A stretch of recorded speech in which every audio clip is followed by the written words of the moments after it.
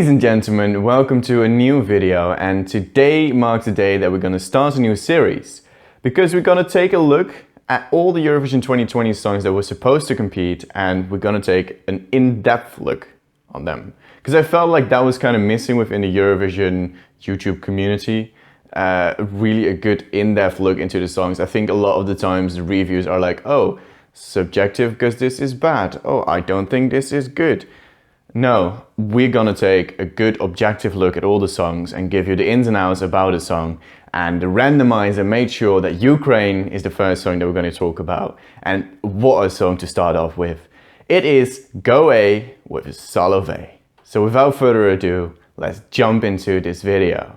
I'm excited.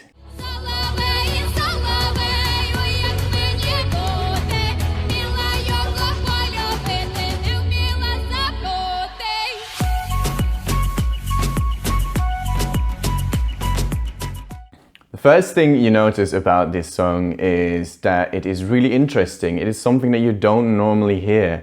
It is because Go A is an electro folk band that literally translated, like their name, the meaning of it is back to the roots.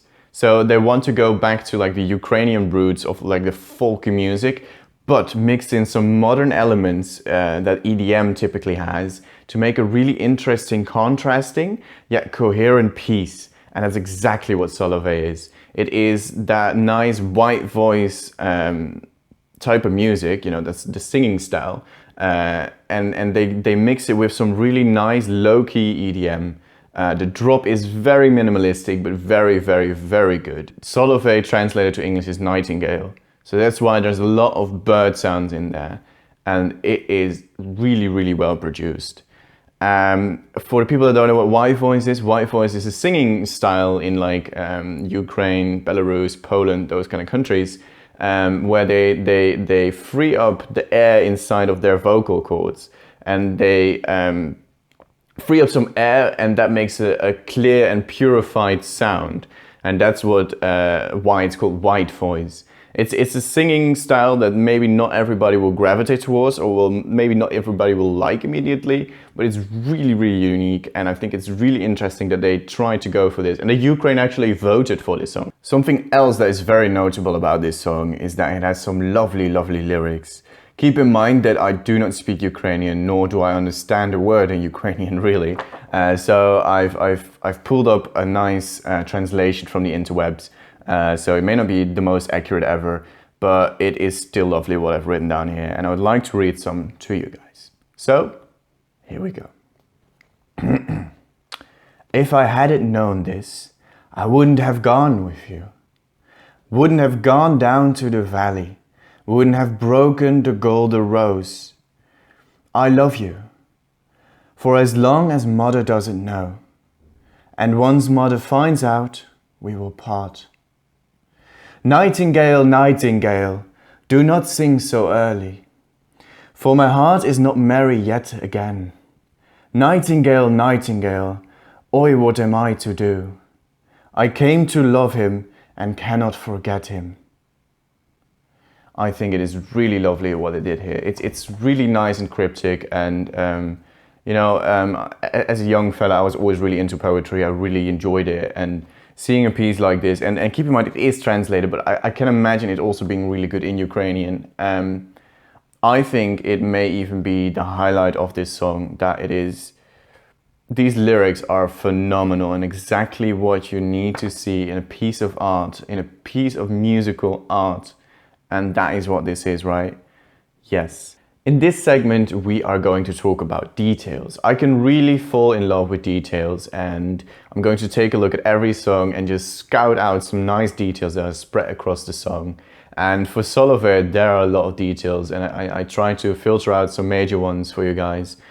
So I've selected two, and the first one is in about after just 2 minutes, you just had the second verse of the song. And then you have this nice little breakdown where you just have a bit of a flute playing, like lovely hovering sound where you can just really fall in love with and just really be like, oh, this is lovely. And then the chorus kicks in, and it gives a nice little contrast because the chorus really kicks it up again. And that contrast between the two is absolutely lovely. Talking about the contrasts, the second chorus gets repeated. Like in the end, you have two choruses after each other. And the second one of that is with a nice and lovely electric guitar. And it is the exact opposite of the first detail that I noticed. But it also gives that extra dimension to this song that makes it even more of a standout. And it is something that you can really fall in love with, and so did I. The final thing that I wanted to talk about is where it would place in the contest. I think Solovey is hands down the most unique song that we have in the contest this year.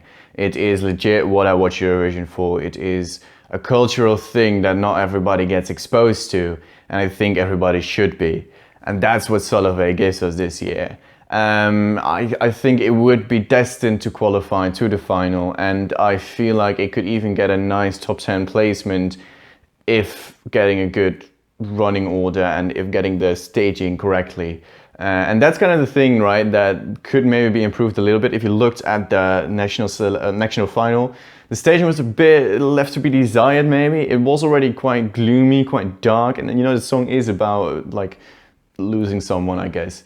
And so the gloominess is really good, but I don't know, I felt like something was missing. So they needed to work on that a little bit more, and then maybe Ukraine could have gone for a top 10 placement. Now it is time for our final segment of the video, in which we give the scores to every song.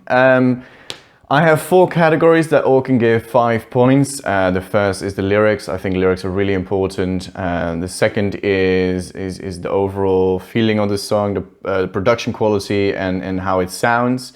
That can get 5 stars as well. And then we have the placing in the contest. So how unique it is, how it compares to other songs and stuff like that. And the last one is personal preference, so that's a bit more the subjective side of things, and that can give a total score of 20 in maximum. So let's go through it. I think the lyrics on this are phenomenal. I don't think you could have done any better job. It's nicely cryptic, very poetic, very, very lovely to read through. It's not very there's not that much lyrics necessarily, but what it is absolutely lovely. Couldn't be happier with it, and I'm really curious to see what they do next year. So I gave 5 points or 5 stars, whatever you want, in the lyrics department. Then up next we have the song itself, how it's structured, the production quality. I think it's phenomenal. They produced it really well. Every element is nicely infused into the beat. There's a lot of clarity on the song as well. And structure-wise, it's also quite good. Maybe it's not that out there, like it's not maybe necessarily noticeable compared to other songs that are very out there. So I didn't give it the full 5 points, I gave it 4 points instead. Still lovely. Moving on to the placing in the contest. Yeah, like I said, it is really unique. It gives us the flavor of Eurovision, the cultural stuff that makes Eurovision Eurovision.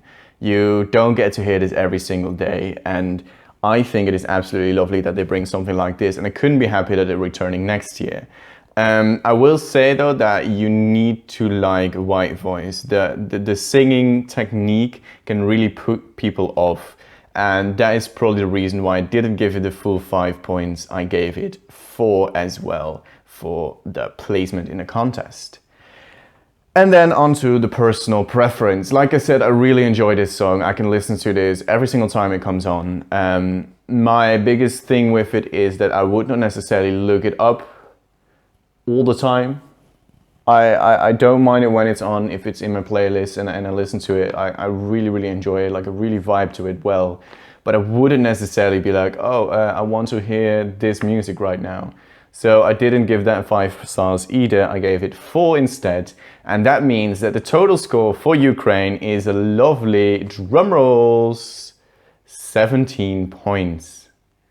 Yeah, 17 points. I don't know how that like puts it score-wise with all the other songs that I'll review. But it's the first that I do, so who knows, right? That was the video. If you enjoyed it, then please give this video a like. Please comment down below what you think of Ukraine's entry this year. And if you're excited to see them next year, make sure to subscribe to the channel and share it with as many friends as possible. And I'll continue making these videos because I really like doing them. And I'll see you in the next episode. Goodbye.